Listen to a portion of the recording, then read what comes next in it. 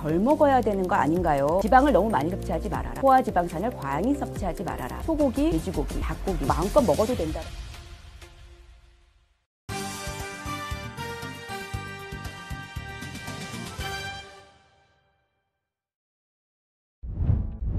안녕하십니까? 서울대학교병원 강남센터 순환기내과 교수 최수연입니다. 오늘은 고지혈증을 관리하는 식사요법에 대해서 말씀드리고자 합니다. 이 말씀을 드리기 위해서는 우리가 먹는 음식의 그 지질, 지방 성분이 어떤 건지 조금 알아둘 필요가 있습니다. 우리가 음식을 통해서 섭취하는 지질의 거의 대부분, 99%는 중성지방이라고 생각하시면 되겠습니다. 한국인 평균을 보게 되면 하루 약 50g의 지방을 식사로 섭취를 하게 되고요.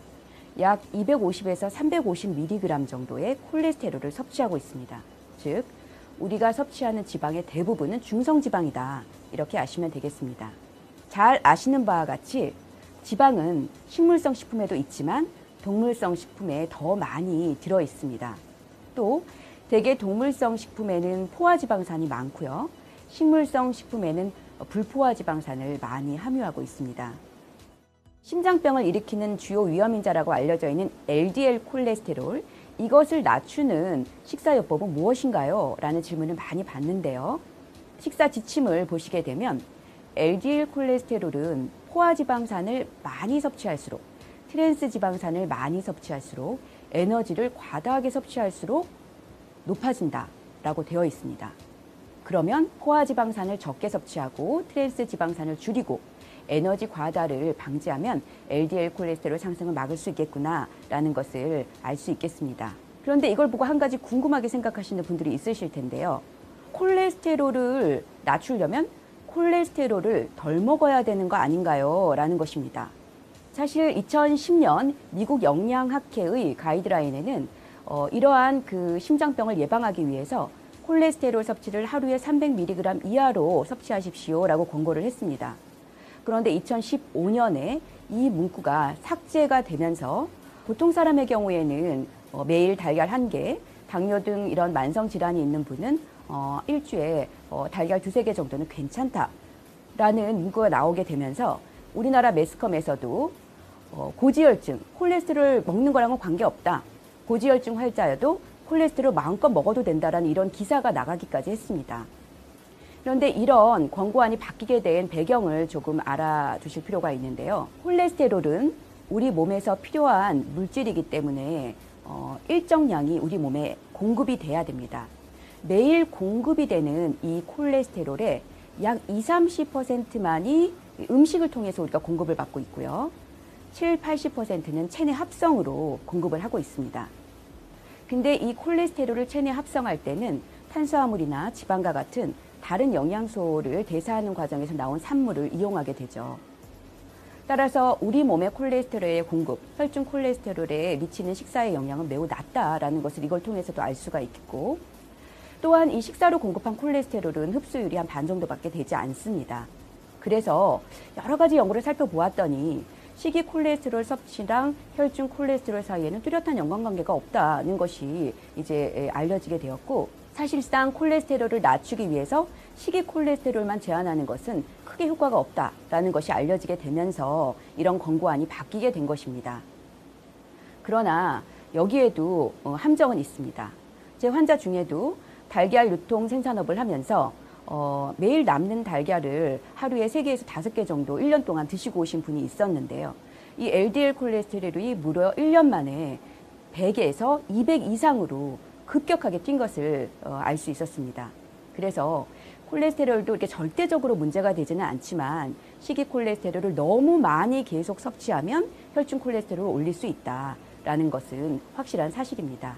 그러면 LDL 콜레스테롤을 낮추기 위해서는 어떤 식사를 해야 될까요? 첫 번째는 앞서 말씀드렸듯이 포화지방산의 섭취를 줄이는 것입니다. 두 번째는 불포화지방산이라 할지라도 과도하게 섭취를 하면 지방은 에너지율이 매우 좋아서 에너지 과잉이 됩니다. 따라서 전체 지방량도 적절하게 조절하는 것이 좋습니다.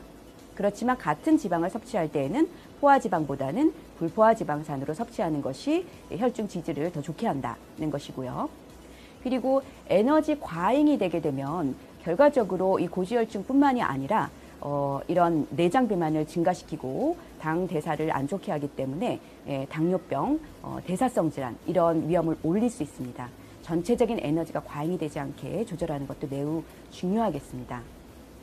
이것은 우리나라의 그 지질동맥경화 학회에서 제안하는 콜레스테롤을 낮추기 위한 식사요법입니다. 매우 복잡하게 나와 있지만 기본 원칙은 간단합니다. 지방을 너무 많이 섭취하지 말아라. 포화지방산을 과잉 섭취하지 말아라. 에너지 과잉이 되지 않게 하여라. 결국 이런 것을 하기 위해서는 적절한 체중을 유지하는 것이 참 중요하겠고요. 우리 몸은 탄수화물, 지방, 단백질 대사가 유기적으로 서로 연결이 되어 있습니다. 따라서 어느 한쪽에 치우치지 않는 균형 있는 식사를 하는 것이 또한 매우 중요하겠습니다. 그러면 어떤 음식에 포화지방이 많이 들어있나 궁금하실 텐데요. 이것은 한국영양학회에서 제공하는 그래프인데 우리나라 사람들이 일회에 섭취하는 음식량으로 보았을 때 어떤 제품에 포화지방이 많이 들어있는지 보여주는 그림입니다. 우리가 흔히 포화지방을 줄이는 것은 고기를 적게 먹으면 되는 것이 아니냐, 육류를 줄이면 되는 것이 아니냐라고 말씀하시는 경우가 있는데 여기서 한 가지 보실 것은 케이크, 햄버거, 피자, 라면, 아이스크림과 같은 이런 것들에도 포화지방이 엄청나게 많이 들어있다는 거죠. 따라서 식사를 오히려 줄이고 이런 간식을 늘린다면 나의 포화지방은 줄어들지 않을 것입니다. 그리고 육류에도 포화지방이 많이 들어있는 게 맞는데요. 육류 중에서는 소고기, 그 다음 돼지고기, 그 다음 닭고기 순서로 훨씬 지방의 함량과 분포가 좋습니다. 즉 소고기보다는 돼지고기, 돼지고기보다는 닭고기를 드시는 것이 더 좋겠죠. 콜레스테롤의 섭취는 우리 혈중 지질의 농도랑 크게 관계는 없다고 했지만 많이 섭취하는 것은 피해야 된다고 말씀드렸습니다. 그럼 어떠한 음식에 콜레스테롤이 많을까요? 특별히 보실 것은 육류 중에서는 특히 간을 비롯한 내장, 그리고 알류 이런 곳에 콜레스테롤의 함량이 많다는 것입니다. 그래서 고지혈증이 있으신 분들은 이런 것을 피하는 것이 좋겠습니다. 이 표는 우리가 육류를 선택할 때 어느 부위를 선택하면 좋을지 알려드리기 위해서 가지고 온 표입니다. 같은 소고기라면 소 갈비나 소꼬리에는 포화지방도 높고 칼로리도 매우 높은 걸 알 수 있을 거고요. 그것보다는 안심을 선택하시는 것이 더 현명하겠죠. 그리고 말씀드렸듯이 소 내장에는 콜레스테롤의 함량이 매우 높습니다. 돼지고기 같은 경우에는 삼겹살이나 목살 같은 경우에 포화지방의 함량이 높고 앞다리, 뒷다리, 족발 같은 곳에 이 함량이 낮기 때문에 이런 걸 선택하는 게 더 현명할 수 있겠죠. 닭고기의 경우에도 닭 다리보다는 닭 가슴살이 이런 총 칼로리나 포화지방산의 면에서 훨씬 더 영양소의 분포가 좋다는 것을 확인하실 수 있으실 것입니다. 그러면 좋은 기름을 먹어야 되지 않냐 이런 말씀을 많이 하시는데 우리가 흔히 좋은 기름이라고 말씀하시는 것은 오메가3, 오메가6와 같은 이런 닭과 불포화지방산입니다. 오메가3 같은 경우에는 약으로도 많이 섭취를 하고 건강기능식품으로도 대단히 많이 섭취하고 있는 것을 저희가 경험하고 있는데요. 이런 오메가3 지방산은 식물성 식품 중에는 들기름에 매우 많이 함유가 되어 있으니 참고를 하시고요. 오메가6 지방산 같은 경우에는 여러 그 식용유 같은 제품들에 많이 함유가 되어 있습니다. 이런 오메가3, 오메가6 불포화 지방산도 무조건 많이 섭취하는 것은 좋지 않고 적절히 섭취하는 것이 좋고 또 이 둘 사이의 균형을 유지하는 것이 좋다고 되어 있습니다. 이 오메가3 지방산은 특히 이제 어류에 많이 들어있다고 알고 계시고 등푸른 생선에 많이 들어있다라고 알고 계시는데 꼭 꽁치, 삼치와 같은 등푸른 생선뿐만이 아니라 흰살 생선에도 많이 들어있기 때문에 생선을 골고루 많이 드시는 것은 이 오메가3 섭취에 매우 좋은 영향을 미치겠습니다. 미국 같은 경우에는 생선을 우리보다 훨씬 좀 안 먹는 나라인데요. 이러한 관점에서 적절한 식습관을 유지하기 위해서 일주일에 약 1, 2회 정도는 생선을 드시라라고 권유를 하고 있고 이 용량은 약 그 오메가3, EPA, DHA 용량 하루 한 250mg 정도를 충당하는 용량이라고 합니다. 그럼 이런 지방의 섭취를 적절하게 하는 것이 중요하다고 했는데 1970년부터 한 2020년까지 약 50년간 우리나라 사람의 지방 섭취는 약 3배 정도 증가를 했습니다. 이런 지방 섭취의 급격한 증가가 고지혈증, 이상지질혈증의 증가와 매우 밀접하게 관련이 있다고 알고 있습니다.